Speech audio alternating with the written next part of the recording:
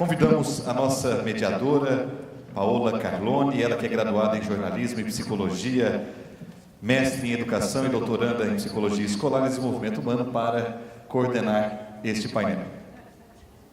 Vamos receber com uma salva de palmas a Paola, a nossa mediadora deste primeiro painel. Com a palavra, Paola Carlone. Bom dia. Bom dia. Quero primeiro parabenizar a todos que estão aqui nessa manhã, gastando o seu tempo muito bem gasto, né, para fazer uma formação. E eu acho que a formação, ela é um bem muito precioso, né? Tanto no meu mestrado quanto agora no doutorado, eu estudo sobre formação. E eu penso que a formação ela é um processo contínuo, né, que vai se dar ao longo de toda a vida. E quanto mais coisas a gente ouvir, mais interessante fica esse processo. E ele é um processo que a gente não tem que desistir dele nunca. Mesmo quando a gente achar alguma coisa chata, alguma coisa não tão interessante, às vezes quem se empenha num curso superior, né, começa a faculdade, nossa, essa disciplina é chata, esse professor não é tão legal, mas ainda assim a gente tem que insistir nesse processo, porque ele é um processo que vai durar a vida inteira. Quero também parabenizar os dois palestrantes, né, por estarem aqui conosco, dividindo a sua formação, o seu conhecimento para acrescentar para a gente, e vamos começar esse momento. Agora é o momento em que vocês vão fazer perguntas, vocês vão escrever as perguntas no papelzinho que está aí dentro da pastinha, tem um bloquinho, né? Então peguem esse bloquinho e façam as perguntas e encaminhem. A gente vai ter meia hora, né, para o debate. Eu queria que vocês escrevessem se a pergunta é destinada para qual dos dois palestrantes ou se é para os dois. E aí eu vou selecionar as mais pertinentes ao tema, se forem muitas, porque talvez a gente não consiga responder todas, né? E aí a Leila falou que disponibiliza o e-mail para quem tiver novas dúvidas, né? Então os dois palestrantes disponibilizam o e-mail para outras questões que surgirem depois. Vai ter alguém para pegar, ali as meninas vão pegar as perguntas. Quem tiver pergunta, né, levanta a mão e que ela vai aí pegar. Lá atrás já tem um papelzinho para a gente já começar, né? E aí ao longo do debate eu acho que vão surgindo novas questões, novas dúvidas. Então, o que vocês quiserem perguntar para eles, que ficou em dúvida, né, na fala, as falas sempre suscitam questões, né? Por favor, escrevam no papel que vai ser encaminhado aqui para a mesa. Já temos? Olha lá, já. Pode ir trazendo aqui para nós, que aí a gente já vai começando o debate. E aí, pessoal, às 12 horas a gente vai sair para o almoço, né? E o pessoal da coordenação está pedindo para voltar às 14 em ponto, né? Porque a gente vai conseguir sair pontualmente e voltar também pontualmente para a gente não atrasar o momento à tarde. Ali já chegaram as perguntas. Bom, a pergunta é para a Leila. Como reverter uma tendência individualista dentro da empresa e fazer com que eles trabalhem em cooperação? Esse é o medo das perguntas, né?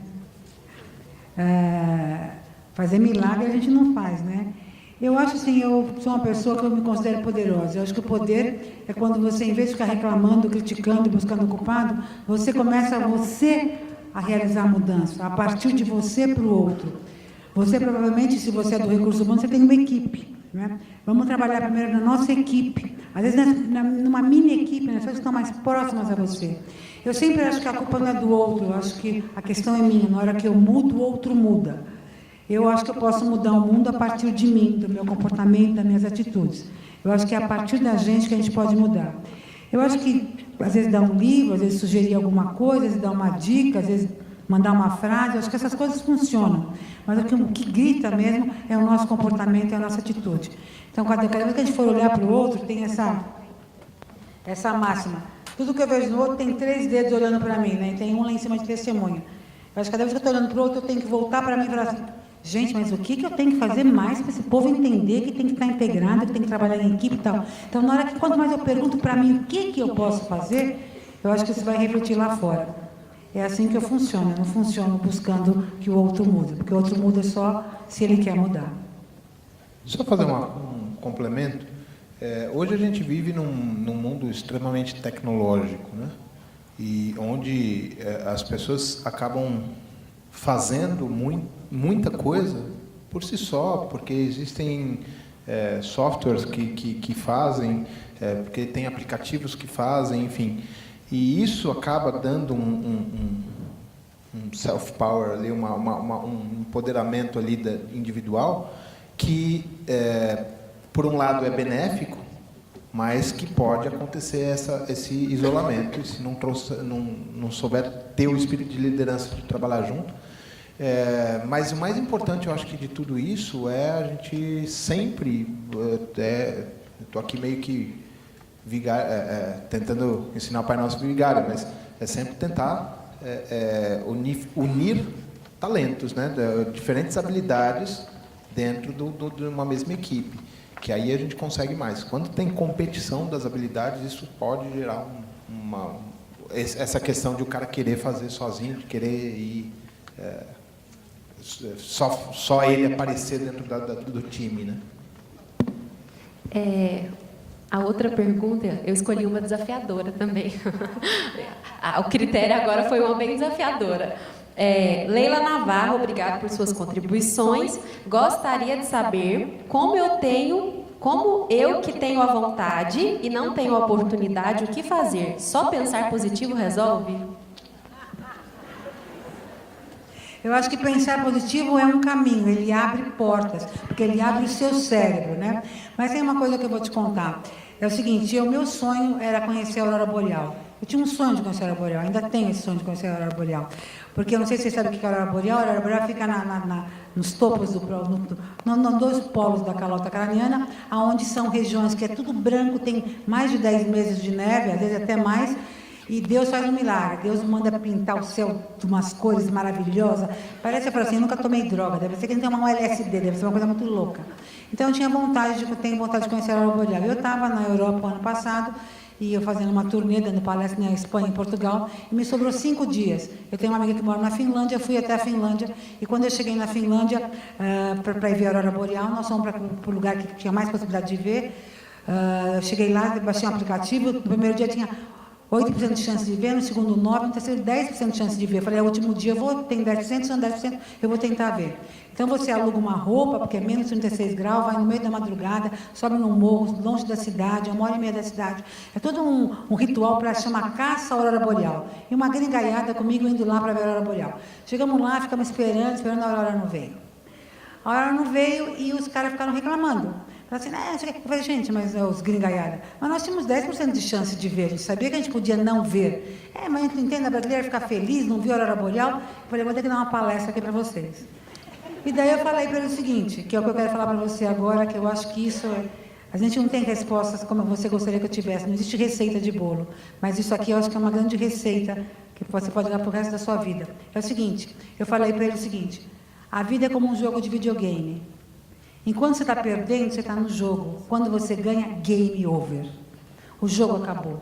Eu ainda estou no jogo da Aurora Boreal. Eu só dou palestra como eu dou no Brasil, e acredito, eu vou fazer... Gente, eu vou contar um segredo para vocês. Eu vou fazer 65 anos. Há 20 anos eu dou palestra. Eu só faço isso, pulo, tiro a roupa, brinco, faço, porque eu acredito que a maneira que eu posso tocar nas pessoas, para elas acreditar que elas podem ser felizes, porque só pessoas felizes podem inspirar as outras pessoas, podem ter consciência do outro. Na dor, quando eu tenho dor, eu não percebo o outro. Quando eu estou com medo, eu não percebo o outro. Eu quero libertar as pessoas do medo, que elas tenham autoconfiança, que elas sejam felizes, que elas escolham o feijão bom em todas as situações, para elas estarem tranquilas e conseguir perceber o outro. E quando eu estou achando que eu estou perdendo, eu não percebo o outro. Eu fico me defendendo. Então, eu só acredito e faço o que eu faço porque eu estou perdendo nesse jogo. O dia que eu ganhar, que não valer mais a pena, também eu não vou mais estar no jogo. Então, enquanto a gente estiver fazendo essas perguntas assim, que a gente não sabe a resposta, eu acho fantástico, porque está valendo a pena a gente estar nesse negócio de recursos humanos para querer mudar o mundo. O dia que você souber tudo, a gente não vai querer mais estar nesse jogo, né? O jogo já vai estar feito.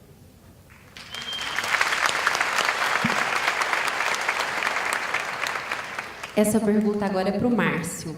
É uma pergunta bastante interessante também, né? É uma pergunta no aspecto mais operacional, né? Então, quais os mecanismos que encontramos para contratar pessoas deficientes, uma vez que sempre que temos vagas disponíveis, não encontramos profissionais? Tem até uma polêmica aí no final, né? Então, acho que é uma pergunta também bem provocativa. Provocativa e entra até numa linha um pouco mais técnica, do qual eu não sou totalmente especialista para dizer. Eu acho que antes de pensar na questão da deficiência, eu acho que a gente tem que pensar na questão da eficiência, né? Eu não consigo julgar as pessoas pela cor dos olhos dela. Eu vou julgar pelo que ela pensa, pelo que ela acredita, pelo que ela tem capacidade de fazer.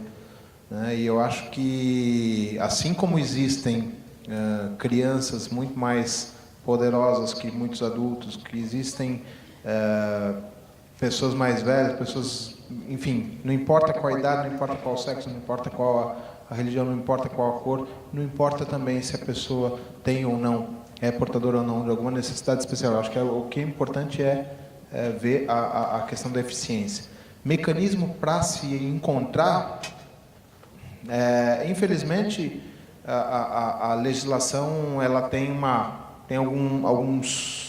algumas questões de obrigatoriedade, e essas obrigatoriedades acabam até criando alguns pneus de forma que nem, quer dizer, nem precisaria ser, mas ele se considera só para poder entrar na lei de cotas. Eu acho que isso é um debate extremamente polêmico, eu acho que faz parte do restante do conteúdo desse evento. Eu não vou chegar numa conclusão nisso, eu acho que não existe uma conclusão para essa questão. Vocês sabem que eu sou o presidente da Rede Filantropia, e a gente não trabalha somente com essa área, né, de atuação da assistência social. A gente tem diversas áreas, e todas as áreas, se a gente for colocar cotas e colocar algumas regras nesse sentido para cada um, eu acho que o mais importante é que as empresas, antes de mais nada, percebam a eficiência das pessoas. E eu acho que as empresas, quando, por conta até da lei de cotas, que eu acho que um ganho para a sociedade, a gente conseguiu revelar diversos talentos nesse sentido, né? Agora, se existir um mecanismo para encontrar isso, eu não tenho, pelo menos eu não conheço, ok? Leila, qual o seu ponto de vista sobre a confiança, tá, entre aspas, essa palavra confiança, do trabalho em equipe, quando a equipe tem um colaborador com deficiência?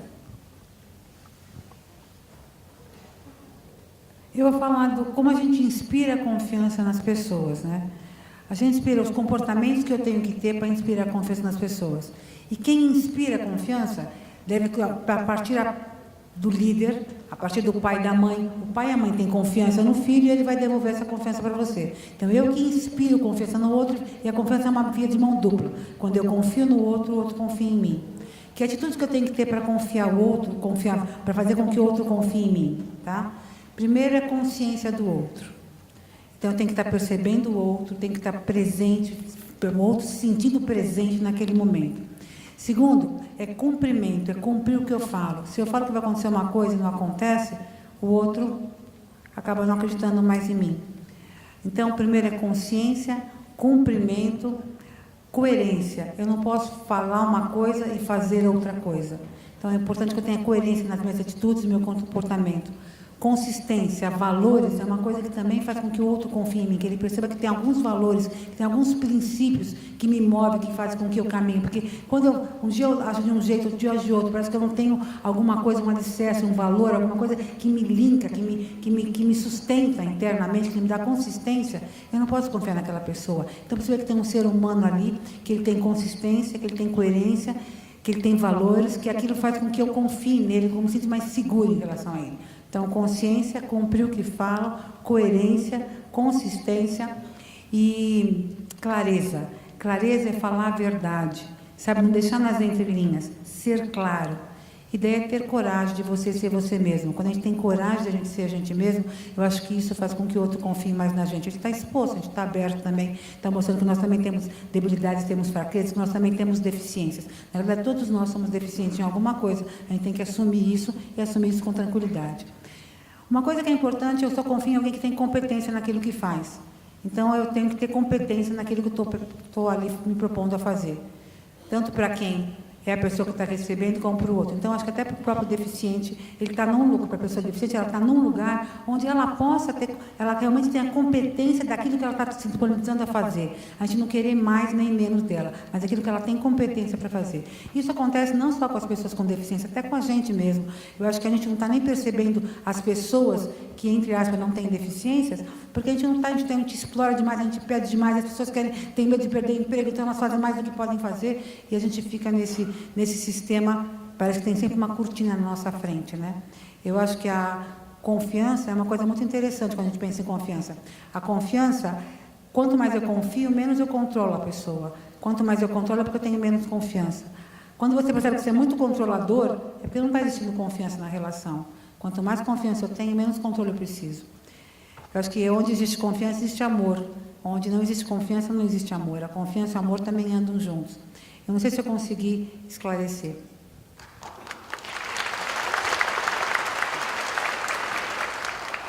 Uma pergunta para o Márcio. A pessoa está pedindo para você falar uma ferramenta para o colaborador crie consciência de empreendedor que faça algo mais para elevar a sua produtividade. Eu acho que a partir do momento que a pessoa acha que está fazendo uma produção para a empresa, qualquer coisa que ela está fazendo que a empresa vai ganhar, somente a empresa vai ganhar, ele não está empreendendo para si próprio, né? Então, eu acho que a ferramenta está em empoderamento da pessoa de mostrar para ela o quanto que ela ganha para a vida pessoal dela com aquela empreitada, que seja ela qual for. Se o colaborador tem muitos que fazem assim, eu tenho empresa, sei como é que funciona isso, tem muitos que perguntam, a primeira coisa, o que eu vou ganhar com isso, né? Se ela não tiver a consciência de quanto que ela pode prosperar com aquele empreendimento, com aquele projeto, não tem ganho para aquela pessoa e, consequentemente, o ganho para a empresa vai ser menor. Então, eu acho que tem até a ver com a questão que a Leila falou, da confiança, né? E quanto mais você confia e coloca as habilidades dele para serem testadas, e eu acho que isso é uma arte, né? Eu sempre falo que delegar é uma arte, né? Porque a gente vai ter que ir dando a confiança aos poucos e de repente a gente percebe que a pessoa faz melhor até do que você mesmo. Então, quando você delega, quando você terceiriza e mostra para a pessoa as capacidades dela e ela começa a perceber aos poucos o quanto que ela pode crescer com isso, e crescer não no sentido muitas vezes de salário, de bonificação, etc., mas no sentido de conhecimento, principalmente, eu acho que é o caminho melhor, é a ferramenta melhor, é fazer com que o colaborador esteja sempre num processo de aprendizado crescente. Eu acho que essa é a melhor forma de empoderar ele, de mostrar que ele também está empreendendo a vida dele, né? Eu, nos trabalhos, nos empregos que eu já passei, eu sempre vejo o lado positivo, para mim primeiro, para depois da comunidade, né? Aquela coisa, né? Você muda primeiro você, para depois você mudar a comunidade, depois você muda o país.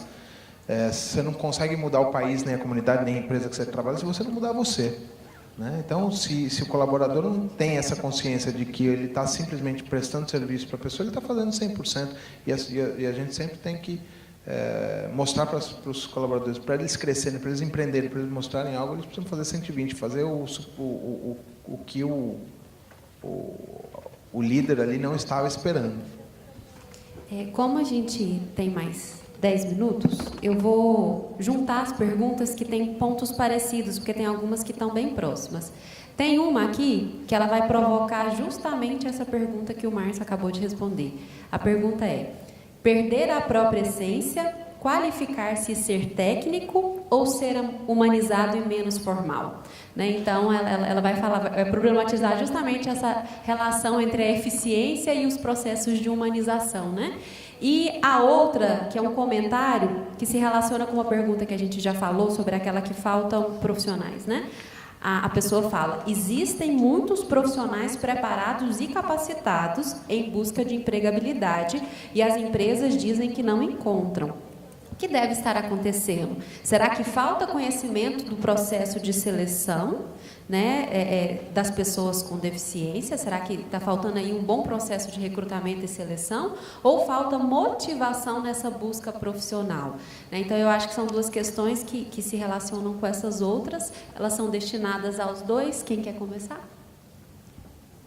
Ai, gente, aqui me veio uma ideia aqui na minha cabeça. Se eu tivesse nessa situação, que eu sou uma pessoa que tem alguma deficiência e que sou competente, conheço um monte de gente que tem a mesma situação que eu fazia um banco de pessoas poderosas como eu na internet, porque daí não tem desculpa, nós vamos estar lá. Hoje tem, sabe, em vez de ficar reclamando, porque não faz, não percebe a gente, vamos arranjar um lugar que a gente fique, hoje esse lugar é virtual, é barato de fazer, e daí as pessoas não vão reclamar mais, porque nós vamos estar lá. Eu acho que é a sociedade civil organizada. Às vezes a gente fica, quem está, onde está, porque veio, porque não veio. Sei lá, né? Junto com meus pais, vamos nós fazer a revolução. Eu acho que a gente tem que ser assim mesmo, viu? Não sei, dei ideia, não sei se é viável. É o que eu falo de a gente olhar para a eficiência e não para a deficiência. Tem uma que é: qual seria a melhor forma para conscientizar os gestores a serem mais abertos nas contratações das pessoas com deficiência, que eu acho que é um pouco isso, né? Contempla, né? E aí, tem algumas outras também interessantes. Essas duas aqui são bem... Eu sou fisioterapeuta de formação. E eu acho que, às vezes, os gestores não estão abertos para a pessoa com deficiência por falta de conhecimento, por receio, por não saber como tratar, por ficar pisando em ovos, né? Eu acho que tem que desmistificar a pessoa com deficiência. A pessoa com deficiência é como nós. É igualzinho a qualquer outra pessoa. E se você não sabe como lidar, pergunta. Como é que eu lido com você? Eu não entendo, eu fico um pouco meio sem jeito. Se abre, pergunta, não tem problema de perguntar. É uma coisa que você não sabe, você pergunta. Eu me lembro que quando eu fiz a faculdade de fisioterapia, a gente foi com algumas crianças que tinham paralisia cerebral num grande parque, num parque de diversões, tipo assim, play center, chamava até play center. E nós fomos com as crianças precisaram entrar no trem fantasma, estávamos tudo com filhinha, eu com as crianças, nós éramos estagiários de fisioterapia, e as mães tiravam as crianças, não pensei, achando que ia pegar doença, que ia pegar alguma coisa. Então, assim, é uma ignorância, o tamanho também não está fazendo aquilo por maldade, é por falta de conhecimento. E não é porque a gente é de recursos humanos, que a gente tem que fazer isso, que a gente tem essa facilidade, essa habilidade, esse jeito de poder estar sem formalidade. Eu acho que aí tem que tirar a formalidade, de ser gente com gente, né? Como é que você trata alguém que está lá mostrando que tem um monte de diploma, que tem um monte de MBA? Você trata de um jeito diferente. Daí vem uma pessoa que tem tudo isso, mas como ela está numa cadeira de rodas, ou ela está com dificuldade, ou ela não está te vendo porque ela não tem deficiência visual, você já fica sem jeito. Então, é você que eu acho que tem que se abrir para tirar essa venda. Eu não sei como tratar, pergunto como tratar. Acho que a gente não está formado. Eu vejo os professores também, né? Porque os professores hoje têm inclusão. Eles ficam com receio, porque começa a chegar um monte de criança e ele não sabe como lidar. Então, acho que às vezes a gente perde a mão. Não sabe, pergunta, até para uma criança, como é que eu posso tratar melhor você? Que eu acho que sempre a pessoa com deficiência sabe esclarecer e a gente vai aprendendo juntos, né? A Patrícia quer fazer uma fala? Bom, essa angústia de onde encontrar as pessoas com deficiência, isso é algo que nós temos discutido muito no colegiado do Fim de Poder. Há um desafio grande, e aí a Leila e o Márcio podem estar reforçando isso, de encontrar profissionais. Mas, antes de mais nada, nós, com essa preocupação, o Fórum organizou o mapeamento das pessoas com deficiência. Hoje nós temos um formulário eletrônico, onde a gente precisa agora fazer com que nós tenhamos informações de quem são as pessoas com deficiência, onde estão e quais são os desejos dela. É assim que nós estamos trabalhando enquanto fórum que busca contribuição para a empregabilidade da pessoa com deficiência. E aí eu chamo todos que estão aqui, né, para nos ajudar a preencher esses formulários. As empresas que pegam o currículo, nós vamos estar disponibilizando o site. Mas nós temos hoje 23 mil nomes nesse site, onde a gente tem 4 informações: nome completo, telefone, endereço e o tipo de deficiência. Agora, a gente precisa conhecer essas pessoas, para que a gente possa levar essas pessoas para o curso de qualificação profissional. E aí, poder público, município, nós precisamos muito de vocês nesse momento, porque as empresas estão lá nos municípios, lá nos territórios, e é lá que elas precisam da mão de obra qualificada. Muito bom. Excelente iniciativa esse mapa. Eu acho que pode não parecer, mas eu tenho 20 aninhos só. Tenho 20 aninhos de terceiro setor. E eu venho acompanhando o desenvolvimento das organizações no sentido de que 10, 20 anos atrás, os deficientes, principalmente deficiência intelectual, o portador ele era escondido, né? Ele ficava, quanto mais escondido, melhor, né? Porque a sociedade podia ser existia uma barreira. E essa barreira está cada vez mais se rompendo. Ainda, a gente sabe que existe ainda uma série de preconceitos, de barreiras mesmo, de barreiras não só físicas, mas psicológicas na cabeça do empresário, de um empreendedor para chegar lá. Mas quanto mais tem se desenvolvido essas organizações que atendem essas pessoas, elas têm saído, né, mais mostrado a cara e mostrado as suas habilidades, as suas eficiências, que eu acabei de falar aqui. Mostrando que elas são pessoas tão capazes quanto nós, quanto qualquer pessoa, que não existe deficiência, né, que existe talvez uma limitação de alguma coisa que quem não tem, né? Você não tem limitações, você não tem limitações, todos nós temos, né? Cada um tem a sua. Eu tenho um banco de dados bastante grande de organizações sociais que atendem portadores. Então, assim, até como ela falou sobre o tipo de deficiência, de repente pode me procurar do estado, da cidade. Eu posso tentar localizar alguma organização que atenda também esse tipo de pessoa que você está procurando. Tá? Então, a gente pode falar comigo, meu e-mail, não sei se chegou a aparecer na tela aí, marcio@zeppelini.com.br ou marcio@filantropia.ong.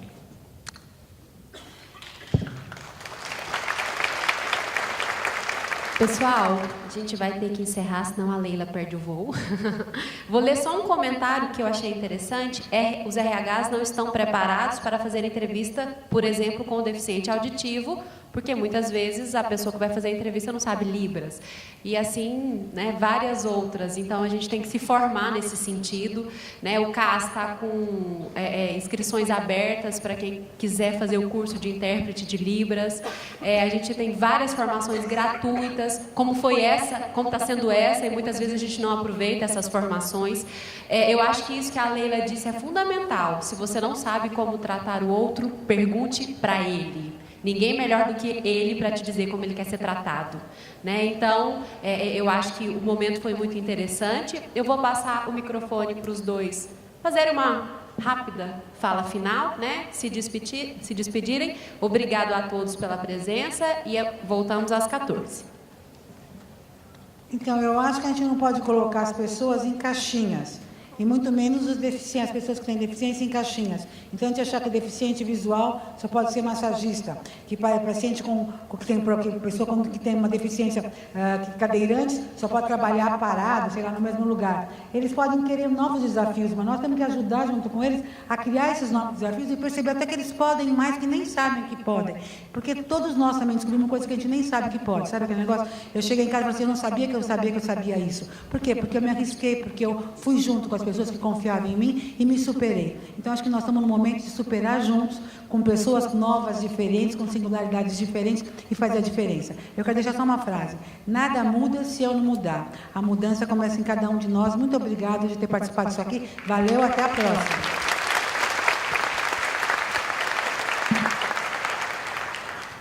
Muito bem, como eu disse, a atitude é, na verdade, transformar a motivação em habilidade. Então, para aqueles gestores, para aqueles empreendedores que acham que vão contratar portadores de deficiência para colocar lá no fundo do almoxarifado, esconder eles dentro da empresa só para atender uma legislação, esses caras não estão tendo atitude, porque eles não estão transformando essa motivação, que é atender a legislação, em habilidade.